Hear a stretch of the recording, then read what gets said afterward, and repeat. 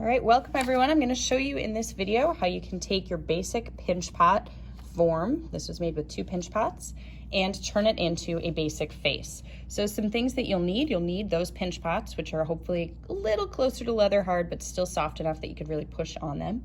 You're going to need some fresh clay.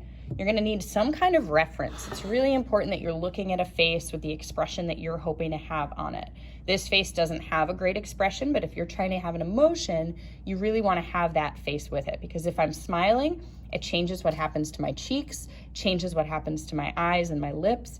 If I'm frowning, if I'm calm, all of those things really matter in the whole makeup of the face. So a face is not as simple as, eyes on the surface, nose, and mouth, right? There's a lot of contour that you want to try and achieve in this pinch pot. So if I were to turn a face to the side, it's not just this rounded form. Instead, I'm seeing where the eye bones go, or the eye sockets go in, where the nose comes out, the cheeks come out, all of those things. So it's really important that you kind of think of that before starting with any of your small details. So I'm going to start with the eyes. Now, typically in a face from top to bottom, the eyes are around the center point. That usually confuses people. They want to put them up higher, but you have to remember that your head, the eyes are in the middle, there's that big forehead, and then you have all that hair on the top. So starting kind of with a plan of where your eye line is. I also like to start with a line down the middle, just because things are pretty symmetrical with your face, unless you're making like a really funny, silly face. Okay, so I've got my cross to begin with. I'm going to start with the eye sockets. Our eye sockets are bigger than our actual eyes. There's space in between, and that space is for your nose. So I'm just kind of pushing in.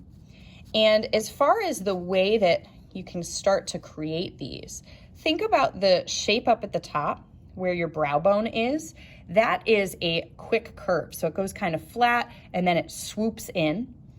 Off to the side here, it's really subtle how it kind of fades out. So I'm going to very softly kind of have that edge of the eye socket fade out.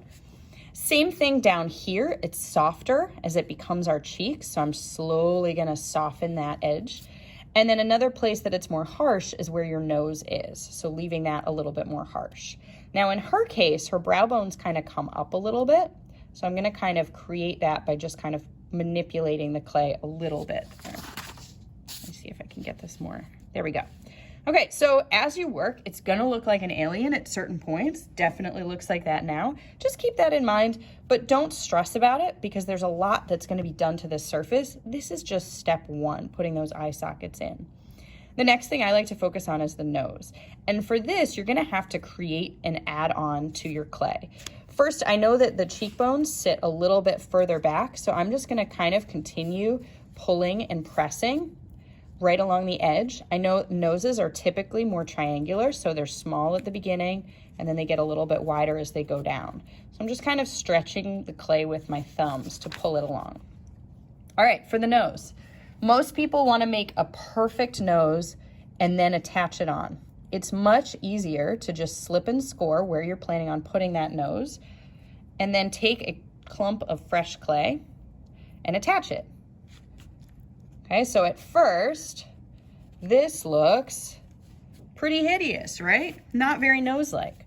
But once I get that clay on, I can start to, because it's soft enough, I can start to manipulate it right on the surface. So I know right at the top, up here, the clay slowly just turns into that brow bone.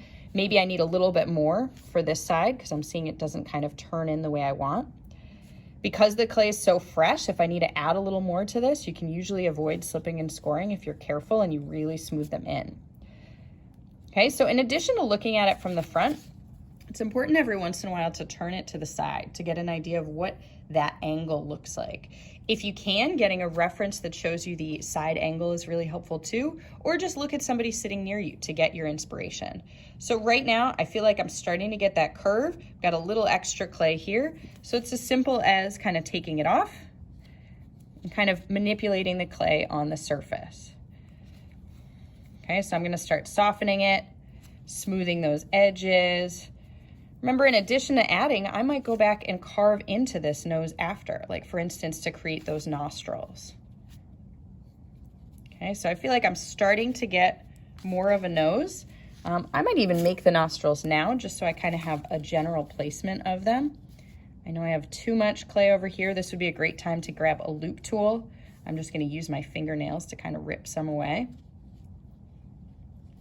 And now I'm going to create these nostrils a little bit.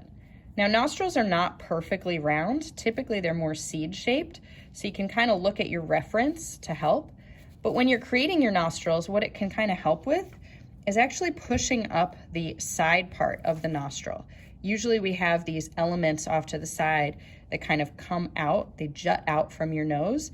And so by using that tool, whatever you're using to kind of create the hole, it can kind of help to pull up that nostril area. So once this clay is harder, I'm gonna go back in and carve some of this a little bit more, but you're starting to see the general shape of the nose. I'm also noticing there's a lot of extra clay here, so I'm gonna kind of just rip that out. Basically, it's a lot of looking back at your reference and then just double checking what you've created and seeing what small moves you can do to kind of manipulate the clay. All right, a couple more quick things I'm gonna show you. I'm gonna show you lips. Remember, as you're doing this, your clay might be flattening on the back if you're pressing down on the table. So every once in a while, you might need to go shape that head again, or you can use like a towel to drape around it to give it a little more support. All right, lips. In this case, her mouth is open. As soon as you create lips, so her bottom lip is a lot bigger, just making a little coil. Top lip is thinner. Okay, I'm not making perfect lips. I'm just getting some elements ready to go. So as soon as I set them on, you might notice something a little bit funny. Okay, they do not look like lips. Lips are not little worms or slugs or bananas sitting on the surface. They are instead your skin. So when you turn your piece to the side, you should see the lip changing from skin of the chin straight into the lip. So the easiest way to do this, remember I didn't slip and score, but I would definitely do it for you. This is just my practice. Oh, I'm doing it off screen. I'm just taking my thumb, I'll do it on this side, and I'm just kind of smoothing the clay in.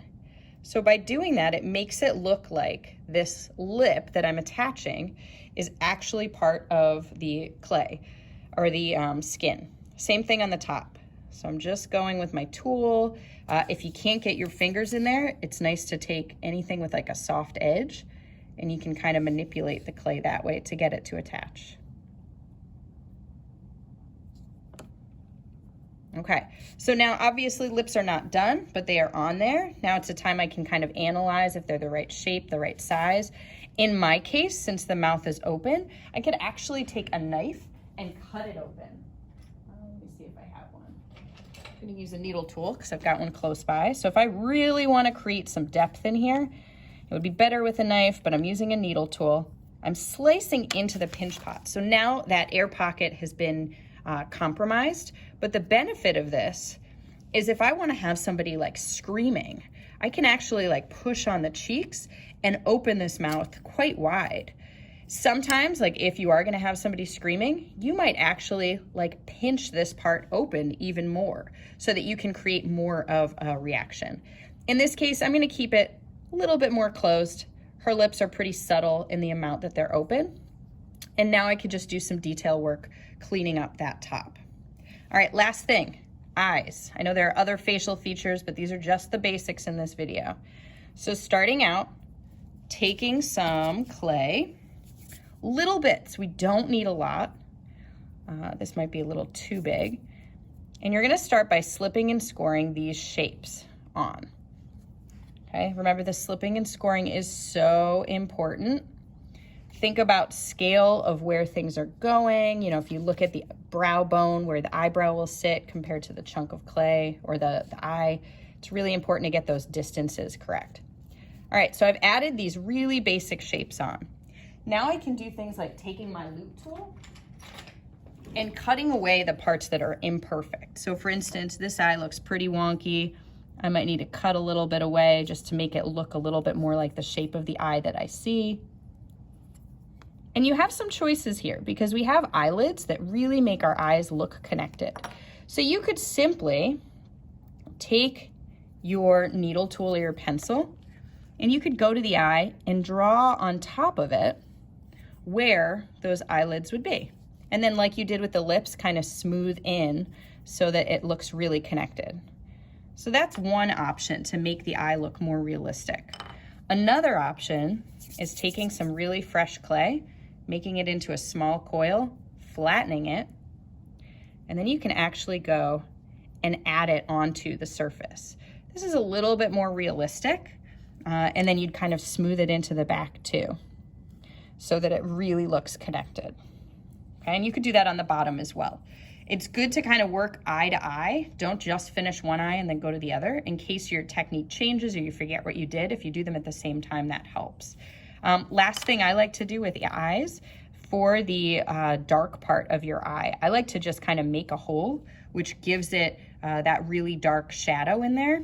And then typically to do the colored part of your eye, I'll kind of draw the shape in, and then I like to leave it kind of textured because we often have a lot of texture in that part of our eye. As far as eyelashes, if you want to do something like drawing on the surface, you can typically do that as well. So this obviously still needs some work, but you get the idea of how you can create a face from a basic pinch pot.